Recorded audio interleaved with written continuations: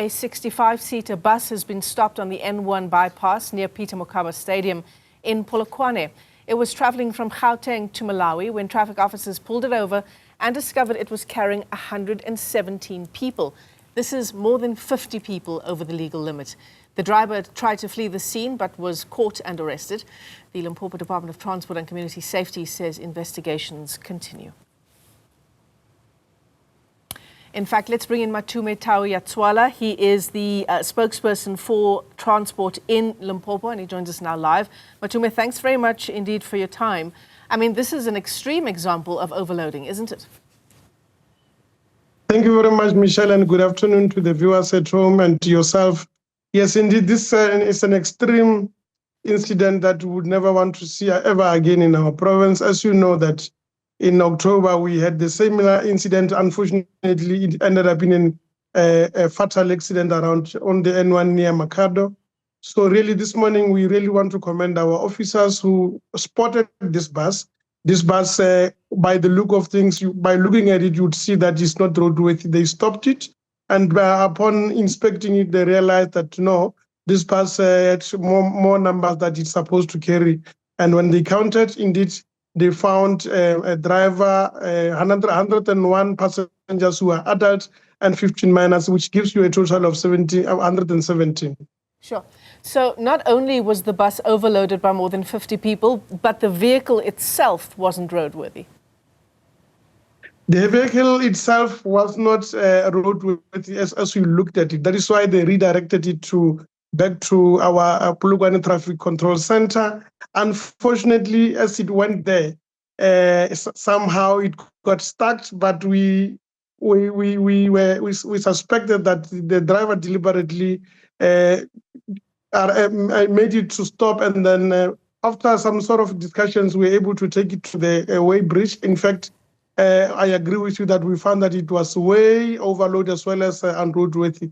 And the other suspicions, as many viewers will ask, how did it arrive in Limpopo or past all our way bridges? Because remember, we've got Mantsule, we've got Mokopane way bridge. Yesterday, around 10 midday, in the morning, there was another bus that was carrying 90 passengers in Mantsule, which was detained. Our suspicion is that this one came thereafter in the evening to pick up the other load, because upon inspecting this one, we realized that they had 2 tickets from Gauteng already in Centurion and from our cross-border officers, where they were overloading with over about 11 passengers in the bus. They gave them tickets because I think there is a ticket for that. But as they come into our province, they started picking people along the road. That is when they went beyond 50, as you mentioned, and that's where we're able to get them. Matome, let's not forget that it wasn't too long ago, it was in October, that 43 people were killed in a crash also in your province, and overloading was part of that accident as well. You are quite correct. It is for that reason that as a province, we launched an operation called Malaysia. We realized that these people use all these routes that are not recognizable, but at the end of the day, somehow they end up on the N1.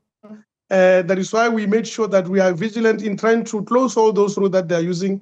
The other thing that they know that we're not operating in 24-hour services on our road. They travel at night. Fortunately, this time, during this festive season, we are having an operation of 24-hour service. That is why we're able to get them.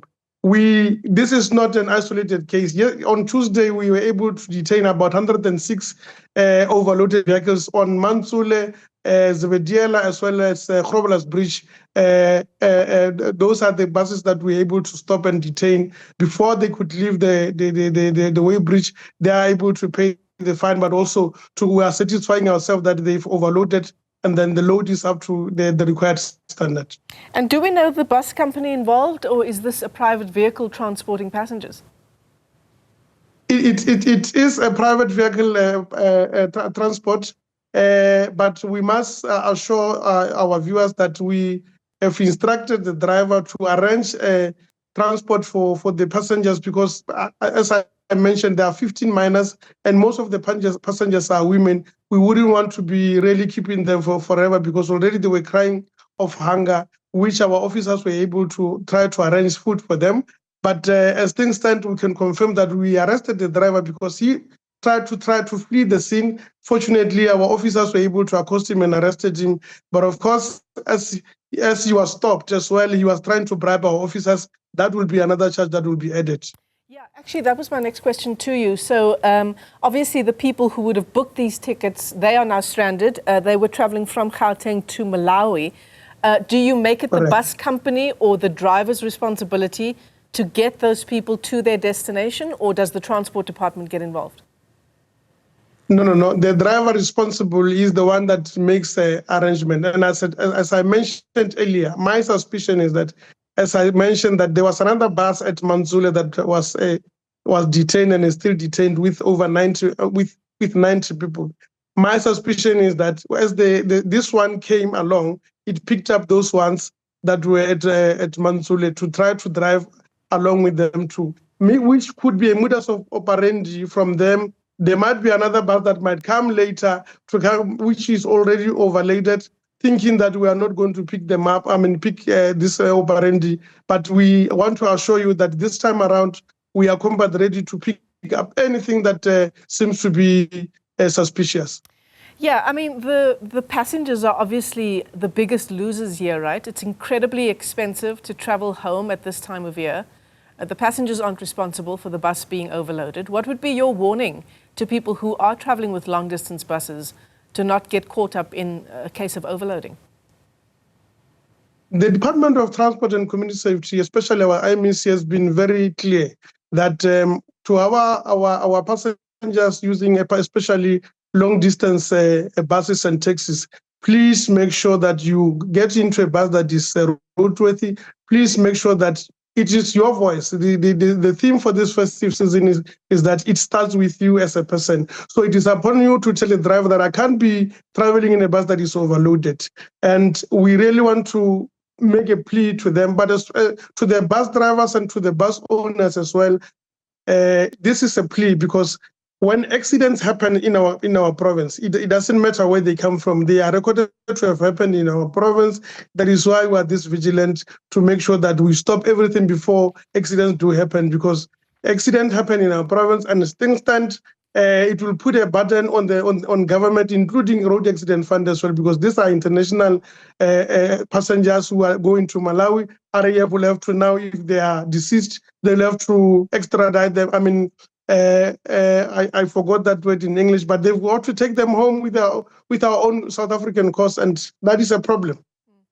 Yeah, there are certainly many factors involved here. Let me thank you for your time. Matome Taueatsoala is the spokesperson for the Limpopo Transport Department. A 65-seater bus pulled over with 117 passengers.